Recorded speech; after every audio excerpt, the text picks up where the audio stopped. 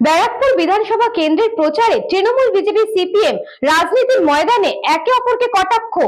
রবিবার সকালে ব্যারাকপুর বিধানসভা কেন্দ্রের প্রচারে তৃণমূল বিজেপি সিপিএম রাজনীতির ময়দানে একে অপরকে কাদা ছোড়াছড়ি।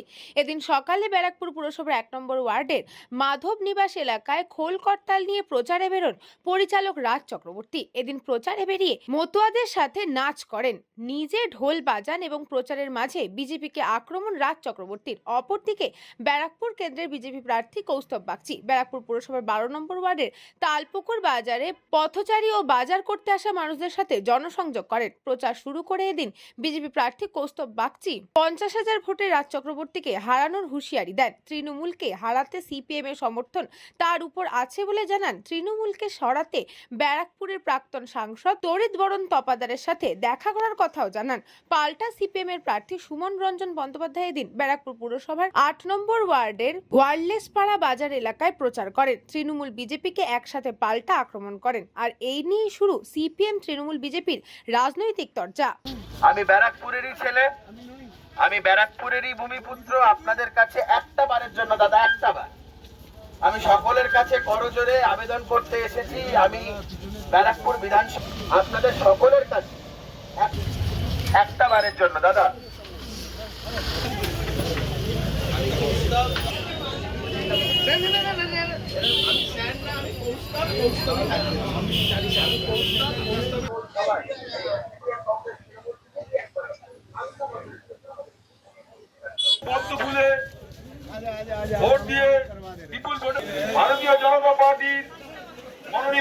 অভূতপূর্ব সারা। সবার একটাই কথা, আমরা এলাকার ছেলেকে চাই।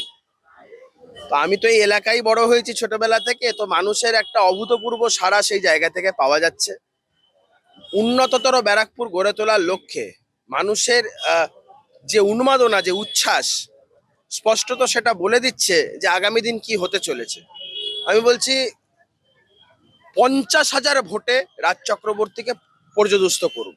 আমি আরেকটা জিনিস যেটা বলবো সেটা হচ্ছে, সব থেকে বড় আমার পাওনা যেটা, বামপন্থীদের একটা বড় অংশ তারা ইতিমধ্যেই আমার পক্ষে, তারা যেভাবে পন্থীদের একটা বড় অংশ যেভাবে আমার প্রতি তাদের সমর্থন জানিয়েছে, আমি কৃতজ্ঞ তাদের প্রতি।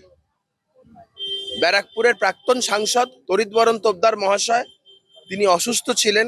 আমি যতদূর শুনেছি কালকে রাত্রিরে তিনি বাড়ি ফিরেছেন। আমি খুব শিগগিরই ওনার সাথে দেখা করতে যাব। আমি তড়িৎবাবুর কাছেও আবেদন করব যে তিনিও যেন উদ্যোগী হন, বিরোধী ভোট যেন ভাগ না হয়। ইস্যুটা তৃণমূলকে উৎখাত করার, লক্ষ্যটা তৃণমূলকে উৎখাত করার, এবং যেই ইস্যুটা থাকা উচিত সেটা হচ্ছে no vote to TMC, no vote to Mamata. আমি তড়িৎবাবুর কাছেও এই আবেদন করব। আমি সমস্ত বামপন্থীদের কাছেও এই আবেদন করেছি। সামগ্রিকভাবে যে নীতি, যেই মতাদর্শের মানুষ হোক না কেন, সবাই মিলে একসাথে তৃণমূলকে উৎখাতের লক্ষ্য নিয়ে আমরা নেমেছি।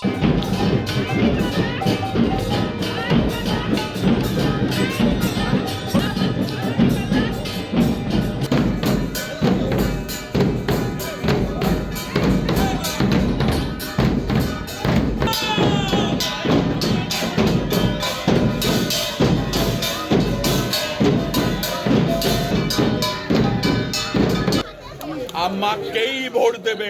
জয় বাংলা। আমারই চাই।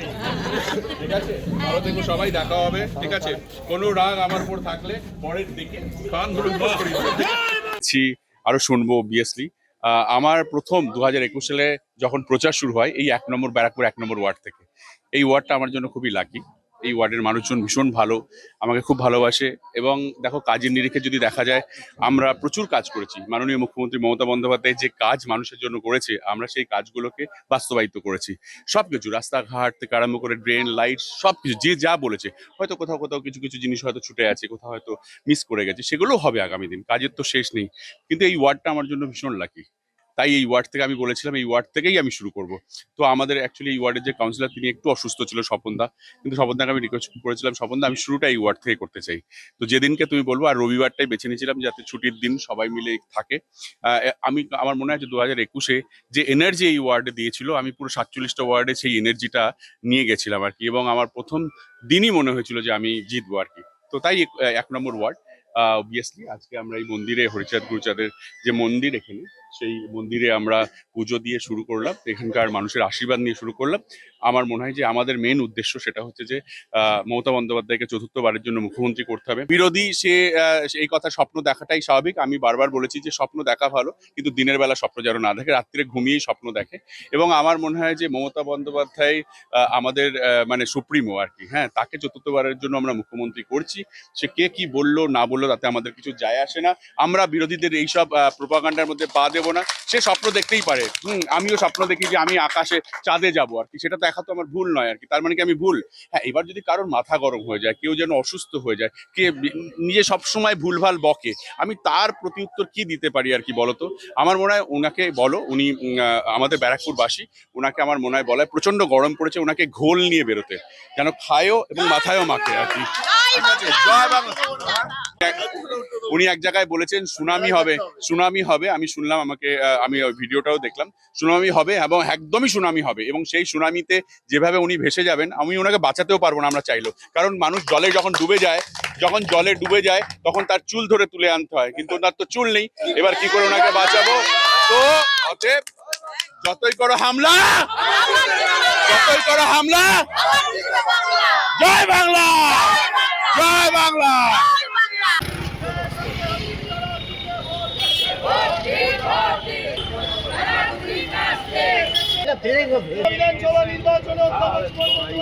লোক দরকার আছে।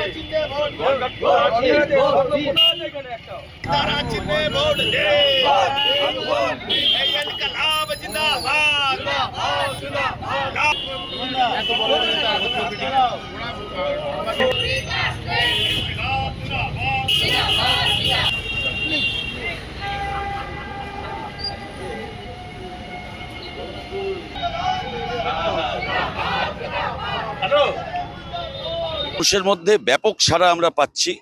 প্রতিটা মানুষ যাদের কাছে যাচ্ছি তারা প্রত্যেকে নিজেরা এগিয়ে আসছেন স্বতঃস্ফূর্তভাবে। মানুষ যে কথা বলছেন, ব্যারাকপুরে যা চলছে সেটা হচ্ছে দুই পক্ষের তুতু ম্যায়ম্যায়। কিন্তু এই তুতু ম্যায়ম্যায়ে কার টাকে চুল গজাবে, কে নতুন করে টোকা সিনেমা করবেন, এসব বিষয় আসছে। সাধারণ মানুষের বিষয়গুলো কিন্তু কোনোভাবেই উত্থাপিত হচ্ছে না। এই অঞ্চলে জল জমা, এই অঞ্চলে স্কুলগুলো বন্ধ হয়ে যাওয়া, রাস্তাঘাটের বেহাল দশা, এগুলো প্রচারের মধ্যে আসছে না। সেই কথা সাধারণ মানুষ আমাদেরকে বলছেন। একেবারেই নয়। আপনারা দেখতেই পাচ্ছেন কত মানুষ আমাদের সঙ্গে রয়েছেন।